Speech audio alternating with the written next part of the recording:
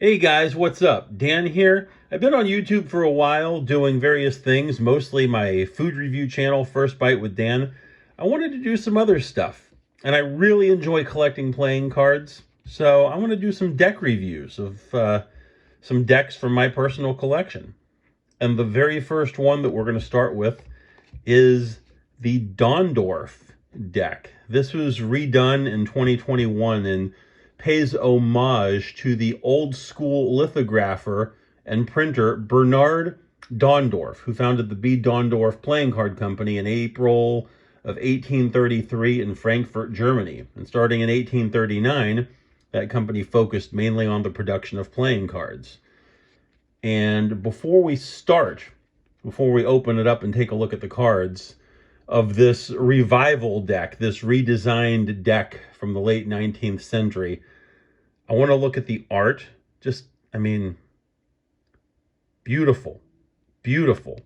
The box itself, on first glance, especially if you're just looking at the other side, it doesn't really display much.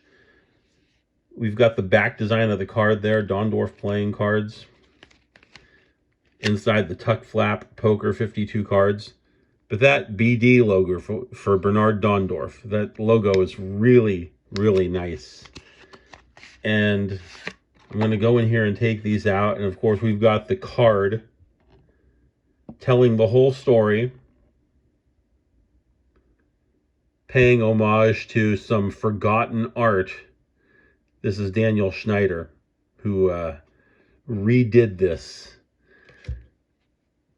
I want to start here. After that, the first actual card we get into, besides that ad card, is the Joker. And we've got two identical Jokers. And I like that they're done in blue. Obviously, red for diamonds and hearts, black for spades and clubs. But we've got blue for the Jokers. And I think this is a case, especially with some of these older decks where less is more. We don't have stars in the corners. We don't have a letter J. We don't have the word Joker. Just the picture.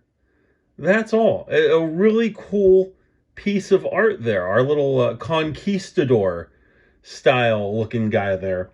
You know what that reminded me of, in a way? My old school battery powered game from Radio Shack from the 80s. My old school draw poker game. And it did have a Joker in it in one of the windows. And that imagery as a kid, it just kind of stuck with me, where all four of the windows were the same. Every window was the same in that it either had a heart, diamond, club, or a spade, and it had a letter or a number, 4, 5, K for king, A for ace. The Joker was the only one that didn't have a pip, obviously, because it's a Joker, so there's no suit, and it didn't have a letter or a number. It was just the picture of the Joker. That was it. And these cards kind of mentally took me back to that game and reminded me of it. So less is more with these vintage reproduction decks. Like I said, no pip or no design in the corner, just the picture, and I like that. Really nice, elaborate ace of spades. We've got some flowers, looks like a peacock in the middle there. Dondorf, black roses. So really cool. And I want to just go through some of the court cards here, because I haven't seen, at least I don't think, I haven't seen any courts, even on the reproduction decks, with faces that look quite like that.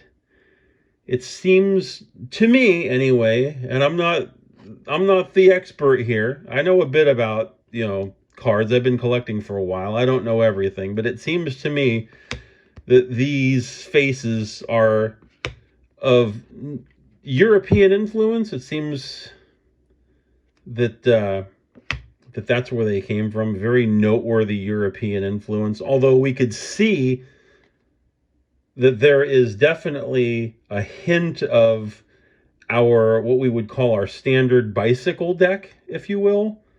A lot of the props that the court cards are holding, like the Jack of Hearts with the feather there, is reminiscent of what we're used to just in a standard deck that we would go by from Walgreens or Walmart or some other convenience store. But the actual faces, it's been reworked enough to, in my mind anyway, show a notable European influence. And I think that face is the one that kind of sticks out like a sore thumb. I think that was the designer of this deck kind of adding his own face in there. So in amongst all of the European style faces, we've got the King of Diamonds, which is notably different from the other court cards as far as the facial design and structure. And I think that's why. I don't know. Is that who signed this card here? Daniel Schneider? Is that who that is? I'm not 100% sure, but kind of cool that he got himself in there like that. Just go through the rest of the courts real quick. And I don't know if you've noticed, but you see how the pips are kind of, they're not quite perfect, not quite straight lines, a little rough around the edges, as you probably would have expected in an older style printing. Things might not have been perfectly clean and crisp. I mean, this is supposed to be a reproduction from the 1800s. So that's kind of what they're going for here. And a little bit of a different font than you would normally be used to on your index numbers. So just kind of showing off a couple of them. And then, of course, the back design as was featured on the tuck box. So really cool deck. Handles pretty well. I don't do Magic, or not much anyway. I don't really consider myself a magician or good with card tricks or anything like that, although I do like to try. But I'm more concerned about the handling when it comes to just the general feel of the cards and for gameplay, and I really enjoy this deck for gameplay. There are some decks that I have in my personal collection that I like so much that I buy a second one of just to keep quote-unquote on the table, just to play a little bit of cribbage or rummy or what have you. And this is one of those decks that to me was worth buying two of. So anyway, just a quick review of the Dondorf reproduction deck. Let me know what you think.